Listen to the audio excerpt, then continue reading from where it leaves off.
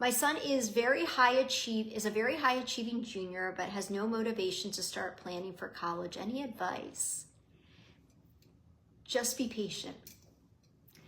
Couple things. I was a school counselor for a number of years, and it was at an independent school, a very high achieving independent school.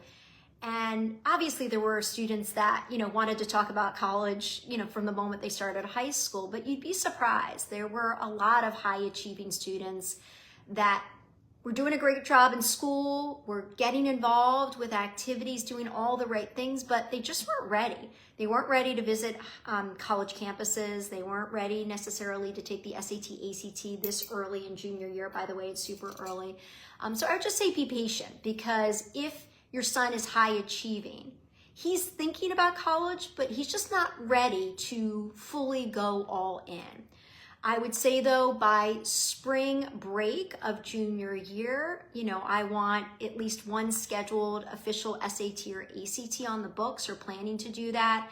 And it would be great to start visiting some colleges, and I would start local. And so sometimes those local colleges and universities that are a short distance from your home are less intimidating. So that's a great way to get started.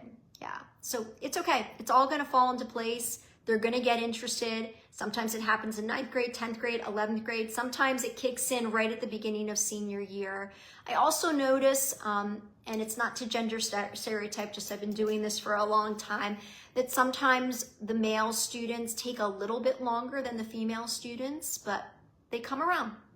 And if they're not ready to apply to a 4-year college or university, look at the community college in your community, in your area, because you can save a lot of money. The student can get their feet wet, and then they can apply to a 4-year college after their first year, or possibly after their second year.